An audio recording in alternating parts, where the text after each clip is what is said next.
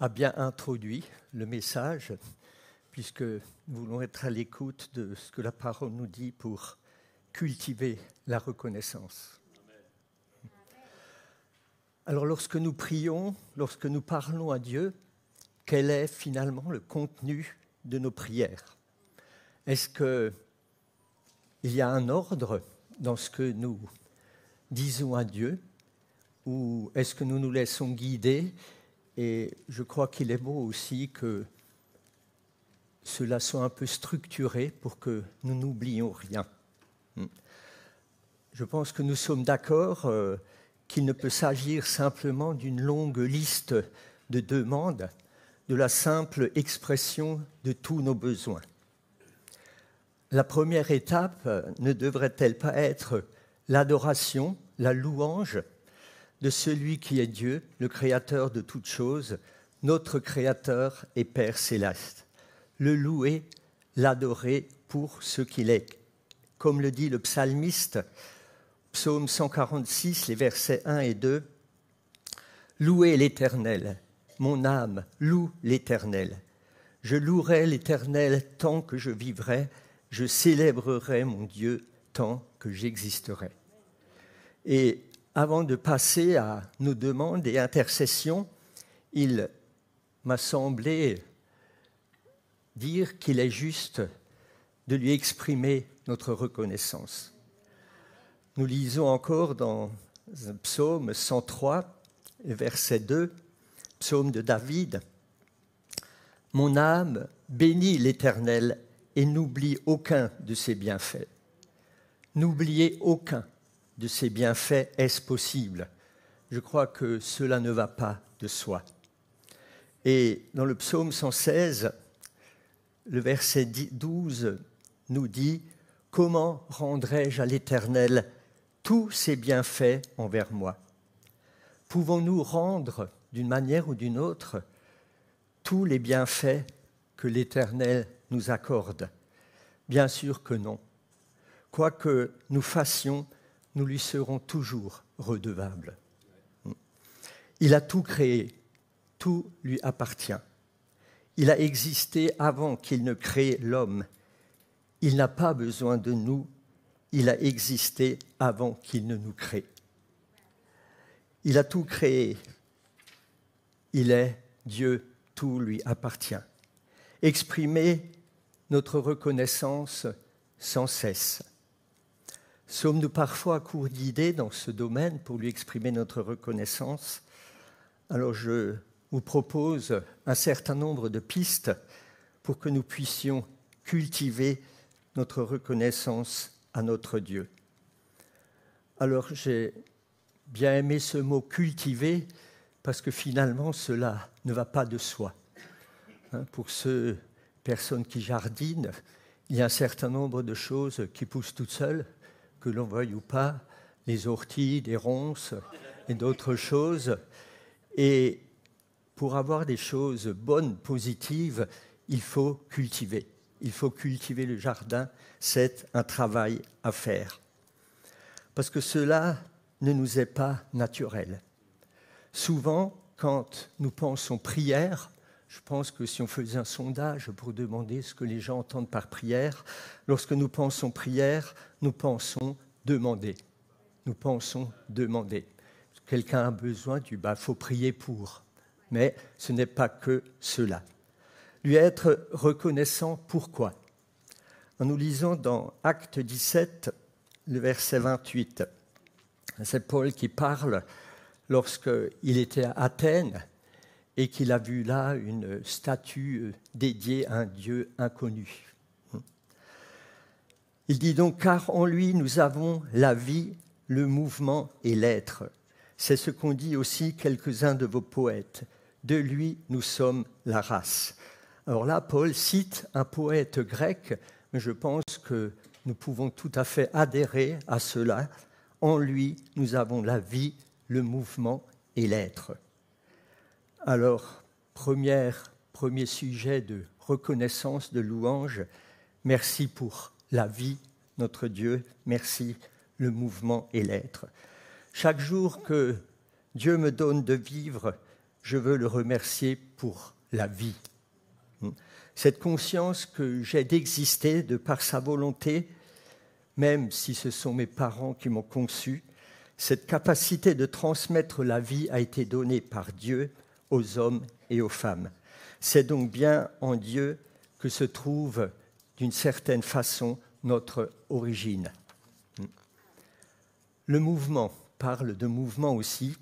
J'ai la liberté de me déplacer, de découvrir le monde qui m'entoure et qu'il a créé, de rencontrer de nouvelles personnes. Je ne suis pas un arbre attaché sur place par des racines. Il nous a donné la liberté de nous mouvoir, de nous déplacer. L'être, avoir conscience de ce que nous sommes, de cette créature que Dieu a créée avec toutes ses possibilités, avec cette complexité du corps humain. Et plus on y réfléchit, plus on est émerveillé de tout ce qui se passe dans notre corps. Et je crois que nous pouvons prendre conscience que notre corps est une véritable usine chimique où il se passe tellement de choses. L'homme a compris beaucoup le fonctionnement déjà, mais je crois que l'homme n'est pas encore au bout de ses découvertes de ce que nous sommes, lorsque Paul dit « Merci pour la vie, le mouvement et l'être ». Alors je veux être reconnaissant avant toute chose pour son amour. Et nous verrons que la plupart de nos autres sujets de reconnaissance que nous pouvons avoir découlent de son amour. C'est par amour qu'il nous a créés, nous, êtres humains, à son image, pour que nous l'aimions, lui, et que nous nous aimions les uns les autres. Alors, comment a-t-il manifesté son amour? Alors là, je vais citer le verset que tout le monde connaît, et je pense que si quelqu'un ne connaît qu'une seule référence d'un verset biblique, je pense que ça sera Jean 3,16. Car Dieu a tant aimé le monde qu'il a donné son Fils unique, afin que quiconque croit en lui ne périsse point, mais qu'il ait la vie éternelle. Dieu a tant aimé le monde. On pourrait dire Dieu a tellement aimé le monde. Et ici, dans le sens du mot « monde », qui a plusieurs sens dans la Bible, le mot « monde » ici signifie « nous ». Ce sont nous, les humains, qu'il a tellement aimés. Nous sommes reconnaissants pour la venue de Jésus sur cette terre, pour le modèle qu'il est pour nous, pour son enseignement, pour son sacrifice sur la croix et pour la révélation de Dieu comme il n'avait jamais encore été révélé jusqu'ici. C'est ce que Jean dit au début de sa lettre, Jean 1, 18, « Personne n'a jamais vu Dieu. Le Fils unique qui est dans le sein du Père est celui qui l'a fait connaître. » Alors, quel sujet de reconnaissance pouvons-nous encore exprimer? Il y en a bien sûr beaucoup et je ne vais pas tous les citer, chacun aura les siens propres aussi. Alors je vous en propose 7, et puis pour les mémoriser, les 7 commencent par la lettre P. Alors, premièrement, sujet de reconnaissance qui est primordial, celui qui, après l'amour de Dieu, engendre tous les autres, c'est son pardon. Son pardon, nous lisons encore dans les Actes des Apôtres, au chapitre 13, « Sachez donc, hommes frères, que c'est par lui, Jésus, donc, que le pardon des péchés vous est annoncé, et que quiconque est justifié par lui de toutes les choses dont vous ne pouvez être justifiés par la loi de Moïse. Nous ne pouvons être pardonnés en respectant certaines lois, en faisant de bonnes œuvres. » Jésus a mentionné le pardon lorsqu'il a enseigné comment prier à ses disciples dans cette prière que nous appelons notre Père, lorsqu'il dit « Pardonne-nous nos offenses, comme nous aussi nous pardonnons nos offensons. » Dieu est saint, nous sommes pécheurs. Sans pardon, pas d'accès auprès du Père, sans pardon, pas de vie éternelle. Il ne cesse de pardonner. Dieu ne cesse de pardonner, car s'il nous demande à nous de pardonner à notre prochain jusqu'à 490 fois, nous pouvons penser que lui aussi pardonne sans compter celui qui vient à lui en se repentant en sa présence. Deuxième point, sa patience. Dieu nous connaît, il sait de quoi nous sommes faits. Il a manifesté sa patience à l'égard du peuple d'Israël tout au long de l'histoire de celui-ci. Et lorsque nous lisons l'Ancien Testament, nous réalisons combien il a dû être patient avec ce peuple. Et aujourd'hui encore, il manifeste sa patience à notre égard. Dans la parabole du fils prodigue, combien de temps le Père, qui est l'image de Dieu dans cette parabole, combien de temps le Père a-t-il attendu? La Bible ne nous le dit pas, mais on pense que cela a pu être une durée assez longue. Dans 2 Pierre 3, nous lisons le verset 9. « Le Seigneur ne tarde pas dans l'accomplissement de la promesse, comme quelques-uns le croient, mais il use de patience envers vous, ne voulant pas qu'aucun périsse, mais voulant que tous arrivent à la repentance. » Dieu, nous sommes tous bénéficiaires de sa patience, nous avons été bénéficiaires de sa patience avant de le connaître, avant de nous convertir, de naître de nouveau, et tout au long de notre marche chrétienne, nous avons encore besoin de sa patience et nous en sommes bénéficiaires. J'ai parfaitement conscience de la patience de Dieu à mon égard et je veux sans cesse le remercier pour cela. Troisième P, sa parole. Sa parole. Que saurions-nous au sujet de Dieu? Que serions-nous sans sa parole? Nous pourrions imaginer un Dieu inconnu, comme je l'ai mentionné déjà, comme l'ont fait les Athéniens, nous inventer ou nous fabriquer des dieux comme l'ont fait un certain nombre de peuples qui n'avaient jamais eu accès à l'Évangile, à la parole de Dieu, et qui avaient conscience qu'il devait y avoir quelque part un Dieu, un être supérieur, et qui donc, à faute d'avoir la véritable révélation, se sont inventés des dieux. Dans Jean 1, le premier verset dit « Au commencement était la parole, et la parole était avec Dieu, et la parole était Dieu. » Un peu plus loin, dans l'évangile de Jean, au chapitre 5, le verset 24, « En vérité, je vous le dis, celui qui écoute ma parole et qui croit à celui qui m'a envoyé a la vie éternelle et ne vient point en jugement, mais il est passé de la mort à la vie. » Et enfin, dans Jean 17, le verset 17, où, dans cette prière que Jésus adresse à son Père avant d'aller mourir sur la croix, lorsqu'il dit « Sanctifie-les par ta vérité, ta parole est la vérité. » Et dans un monde où les vérités changent selon les lieux, selon les époques, nous avons là un rocher, quelque chose de sûr, de solide,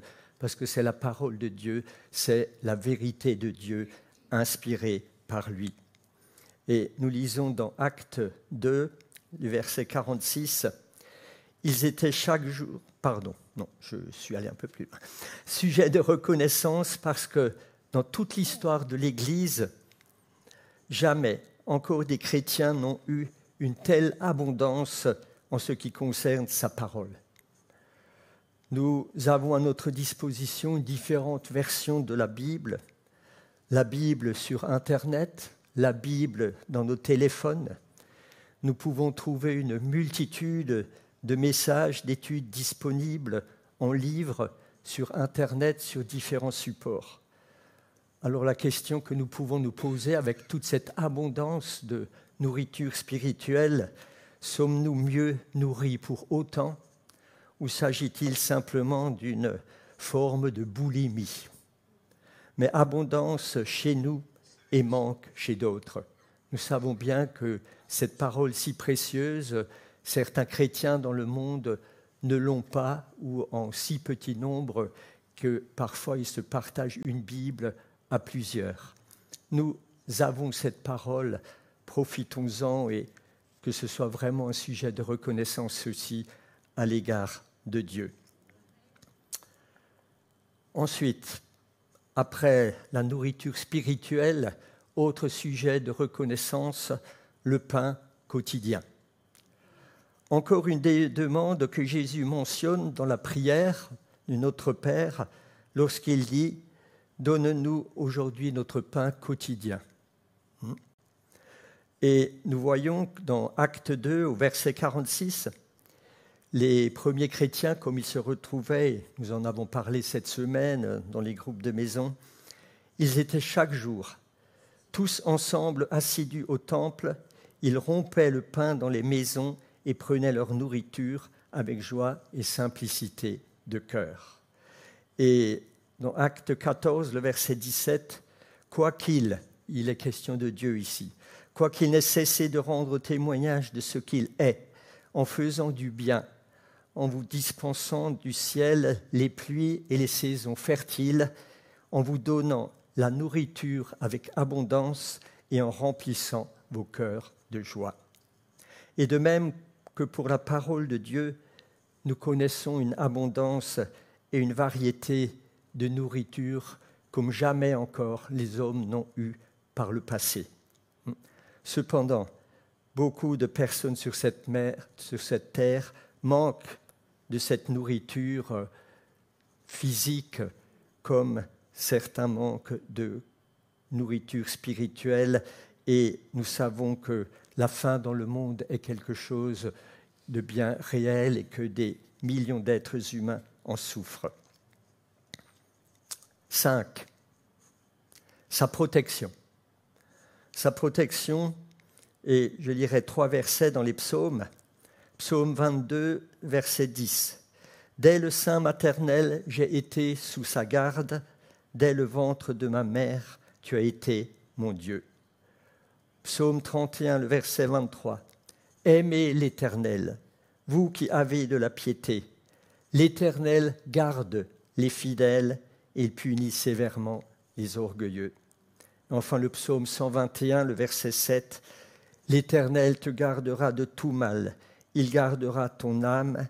L'Éternel gardera ton départ et ton arrivée dès maintenant et à jamais. » Alors, ce verset, « L'Éternel te gardera de tout mal, il gardera ton départ et ton arrivée », je l'avais particulièrement à cœur lorsque nous avons pris l'avion pour la première fois.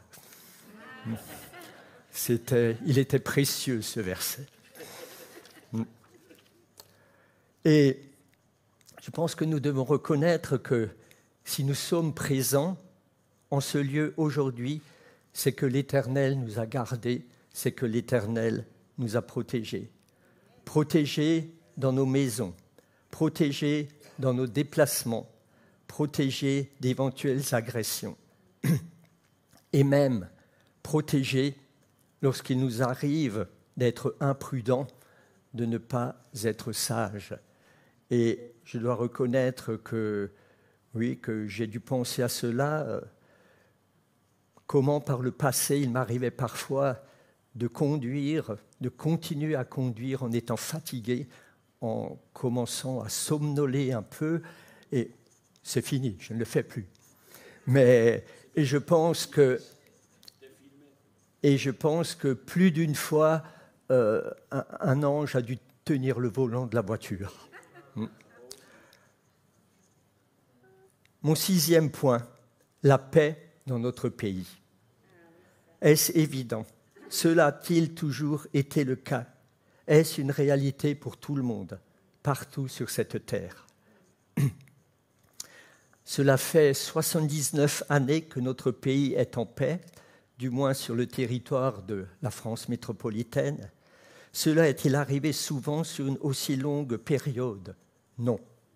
Je n'ai pas recherché sur les 20 derniers siècles, mais je pense qu'il y a eu très peu de périodes de paix aussi longues en France.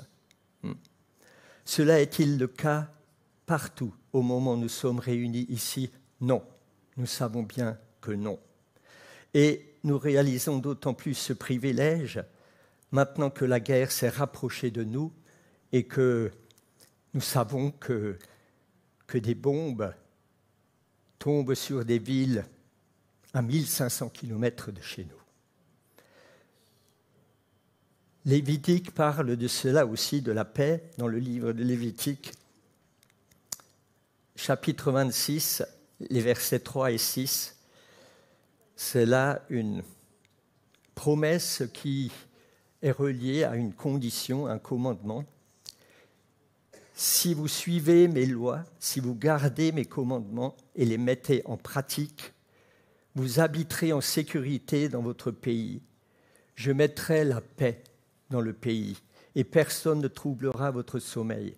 Je ferai disparaître du pays les bêtes féroces et l'épée ne passera point par votre pays. Il dit cela au peuple d'Israël qui si souvent a usé ou abusé de la patience de Dieu. Et il leur dit, voilà les conditions pour que vous ayez la paix dans votre pays. Enfin, au psaume 4, le verset 8, le psalmiste déclare « Je me couche et je m'endors en paix, car toi seul, ô Éternel, tu me donnes la sécurité dans ma demeure. » Et enfin, le dernier point, le dernier P, qui pour moi est tellement important et pour lequel nous devons vraiment prendre conscience, c'est que par-dessus tout ce que je viens d'évoquer, nous pouvons l'appeler notre Père, Papa.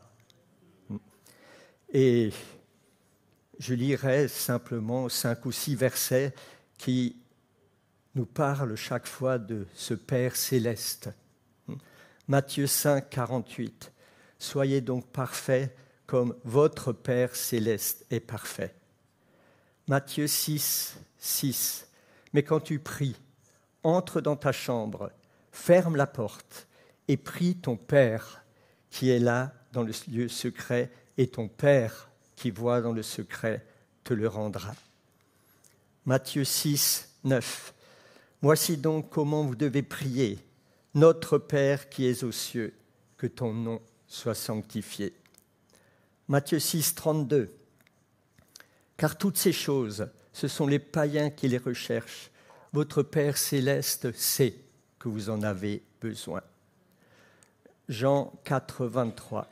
« Mais l'heure vient, et elle est déjà venue, où les vrais adorateurs adoreront le Père en esprit et en vérité, car ce sont là les adorateurs que le Père demande. » Et enfin, Romains 8, 15. « Vous n'avez point reçu un esprit de servitude pour être encore dans la crainte, mais vous avez reçu un esprit d'adoption par lequel nous crions « Abba, Père ». Et le mot « Abba » ici signifie « père » en araméen, mais il exprime l'affection filiale, l'affection d'un enfant, l'affection du père envers ses enfants. Alors réalisons-nous pleinement quelle est la portée de ce privilège d'avoir un tel Père, le Dieu Tout-Puissant, celui qui a tout créé, celui par qui tout subsiste, celui qui tient dans sa main le souffle de vie de chaque être humain. Je l'appelle mon Père, Papa. Est-ce que nous pouvons imaginer quel serait notre privilège si nous avions l'entrée chez des gens importants, si nous avions possibilité d'entrer à l'Élysée ou n'importe qui ailleurs, cela n'est pas donné. Mais là, nous avons beaucoup plus. Nous avons beaucoup plus. Nous avons cette relation avec Dieu, avec notre Père qui est tout-puissant, qui peut toutes choses, qui nous connaît, et que nous puissions vraiment user de ce privilège pour lui parler, pour le rencontrer, pour compter sur lui dans tous les domaines de nos vies. Une relation supérieure à celle que je peux avoir avec n'importe quel être humain. Alors ne nous privons pas de ce privilège de prendre du temps avec lui, de prendre du temps pour lui. Que dire encore? On pourrait parler de la santé, et j'ai dû penser au témoignage de cet homme, Nick Vujicic, je ne sais pas si je prononce bien son nom, vous avez dû en entendre parler ou voir, qui est né sans bras, sans jambes, et qui aujourd'hui, il vit, il témoigne à travers le monde entier, il a été entendu par des centaines de milliers de personnes. Mais ça n'a pas toujours été facile pour lui. J'ai lu un peu, j'ai recherché un peu. Il y a eu des tentatives de suicide, on peut le comprendre, mais il vit, il a des enfants, il témoigne et Dieu l'utilise. Alors que dire à ce sujet? Merci si je suis en bonne santé. Merci pour les possibilités de soins lorsque la santé fait défaut. Merci Seigneur pour ton soutien dans les moments d'épreuve lorsque la santé me fuit. Alors, en conclusion, j'ai dû y réfléchir que lorsque je réalise que certaines personnes, ou beaucoup de personnes, sûrement des millions de personnes, sont privées des choses de ce que je viens d'évoquer, pour lesquels j'exprime ma reconnaissance à Dieu, ces différents sujets de reconnaissance peuvent également, je dirais doivent également, m'inspirer pour l'intercession, pour les autres, pour mon prochain, pour ceux qui sont privés et qui ne peuvent pas remercier Dieu, être reconnaissant pour certains de ces points. Être reconnaissant, exprimer ma reconnaissance à Dieu tout en vivant le contentement. Une dernière réflexion, une pensée qui m'est souvent venue à l'esprit, et je crois que dans notre situation que nous vivons ici, nous, en France, dans les pays occidentaux, c'est lorsque je considère ce qu'a été la vie de millions d'êtres humains par le passé et ce qu'est encore la vie de millions d'êtres humains aujourd'hui par rapport à ce que nous vivons, nous, par rapport à notre niveau de vie, notre style de vie, nos possibilités, je ne puis être que reconnaissant à son égard.